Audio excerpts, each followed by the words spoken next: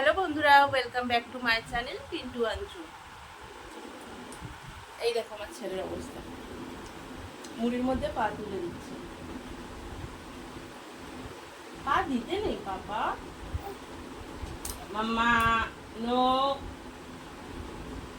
হাত উঠবে না, কাউকে মারতে নেই পাপা,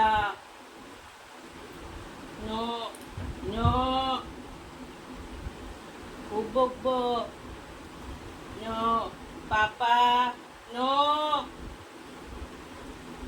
দেখেছো, ভয় পায় না, একটুও ভয় পায় না। একে নিয়ে আমি কি করবো বলো তো? মাঝে মাঝে ভয় হয়, আদৌ আমি ঠিকঠাক ওকে মানুষ করতে পারবো তো? অবভিয়াসলি মানুষই আছে, কিন্তু ওই যে কথায় আছে না, ভালো মানুষ, ভালো মানুষ তৈরি করতে পারবো কিনা কি জানি।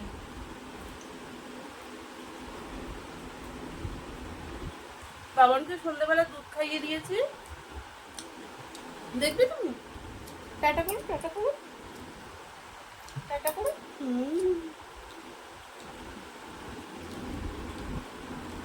ওকে সন্ধ্যাবেলা দুধ খাইয়ে দিয়েছি, আর আমি এখন টিফিনে খাচ্ছি মুড়ি, চানাচুর, শসা, পেঁয়াজ সব মেখে টিফিনে খাচ্ছি। আর আমাদের ঘরের অবস্থাটা তোমাদেরকে একবার দেখাই। এই দেখো, বাবান সব ছড়িয়েছে, কি করেছে দেখো, ঘরটা মুড়ি আর এই যে এখান থেকে, এই শোকেস থেকে, এখান থেকে সব কিছু নিয়ে এখানে ছড়িয়ে ছড়িয়ে ফেলেছে।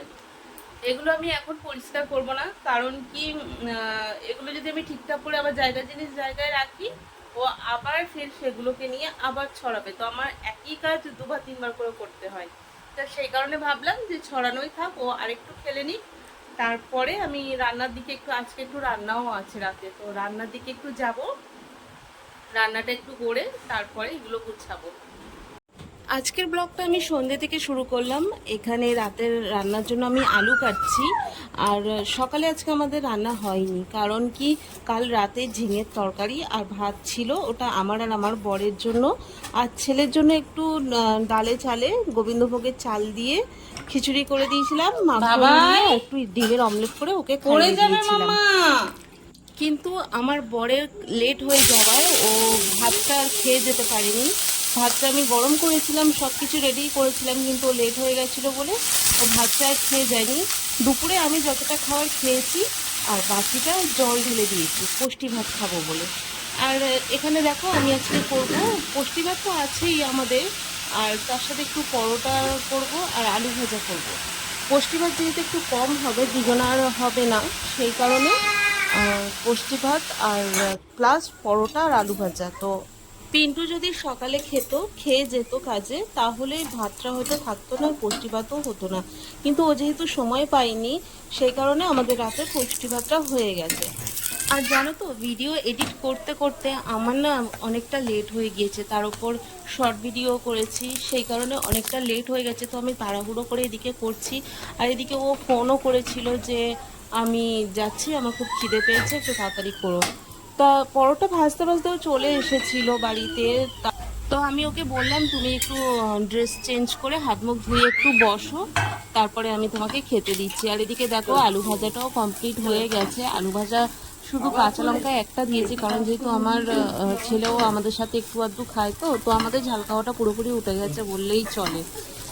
যখন থেকে গরম পড়েছে, আমাদের লুচি পরোটা খাওয়া উঠে গেছে। তো আজকে একটু মানে ইচ্ছে হলো, তাই আমি পরোটা করলাম, কারণ একটু ঠান্ডা ঠান্ডা ওয়েদারও আছে, বৃষ্টি বৃষ্টি হচ্ছে, সেই কারণে ভাবলাম পুষ্টি ভাতও দুজনার হতো না, কমই ছিল, তো সেই কারণে ভাবলাম কটা পরোটা করে নিই, ও দুটো খাবে, আমি দুটো খাবো, আর সকালে আমি একটু টিফিন খাবো, সেটাও রেখেছি, মানে সেই মতো করেছি, আর তারপরে পুষ্টি ভাত খাবো। তা ও ফেরার পথে আমাকে যখন ফোন করেছিল, আমি বললাম একটু টমেটো এনো, টমেটো বাড়িতে নেই, তার সাথেও এই সবজিগুলো নিয়ে এসেছে। তো সবজি আমরা একটু বেশিই খাই, কারণ আমাদের সবজিটা একটু বেশি ভালো লাগে, আর তাছাড়া উচ্ছেটা আমাদের ভীষণ ভালো লাগে। আমরা মানে উচ্ছে যদি আমাদের রোজও দাও তো কোনো আপত্তি নেই। সবজিগুলো আমি এখন ফ্রিজে ঢুকিয়ে দেব, কারণ আমি সবজি ফ্রিজের মধ্যেই রাখি, আর ঠান্ডা হোক, মানে শীতকাল হোক বা গরমকাল হোক, আমি সবসময় সবজি আমি ফ্রিজের মধ্যেই রাখতে পছন্দ করি।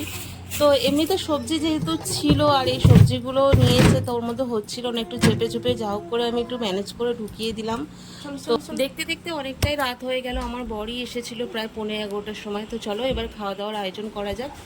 বাবানকে খাইয়ে দিয়েছি স্যারেলাক্স, বাবান খেয়ে এখানে খেলছে, ও তো শুধু ঘুরেই যাচ্ছে। ওর বাবা কি বলছে শোনো। বাবু ঘুরবে না, মাথা ঘুরে যাবে। ভেবেছিলাম পিন্টু দুটো পরোটা খাবে, আমি দুটো পরোটা খাবো, আর দুজনে মিলেই পুষ্টি ভাত খাবো, কিন্তু ও বললো আমার তেলের জিনিস খেতে ভালো লাগছিল না। ওই এসেই একটা খেয়েছে, একটা পরোটা আর আলু ভাজা খেয়েছিল। তারপর বলছে আমার আর তেলের জিনিস খেতে ভালো লাগছে না, তুমি খাও, আমাকে পুষ্টি ভাতটা দাও। তো ওকে যখন দিলাম ও বললো এতটা পুষ্টি ভাতও আমি খেতে পারবো না। তা আমি বললাম তুমি যতটা খাবে খাও, আমাকে তুলে দাও, আমি আগে পুষ্টি ভাতটা খেয়ে তারপর দুটো পরোটা খেয়ে নেবো। তা ও বললো ঠিক আছে। তো ওই দেখো ও আমাকে বাটিতে এই জন্য পুষ্টি ভাত আমাকে তুলে দিল, ওটা আমি খাবো আর থালারটা ও খাবে। আমার বর একটু তেলের জিনিস অ্যাভয়েড করে, কারণ ওর একটু গ্যাসেরও প্রবলেম আছে, আর ও এমনিতে তেলের জিনিস খুব একটা পছন্দ করে না। তবে মুখরোচের জন্য মাঝে মধ্যে খায়, খায় না তা না, মাঝে মধ্যে খায়। তো চলো রাত অনেক হয়েছে, আমরা খেয়ে দিয়ে শুয়ে পড়লাম, তোমরাও শুয়ে পড়ো। টাটা সবাইকে, গুড নাইট। দেখা হচ্ছে কালকে নতুন ভিডিও।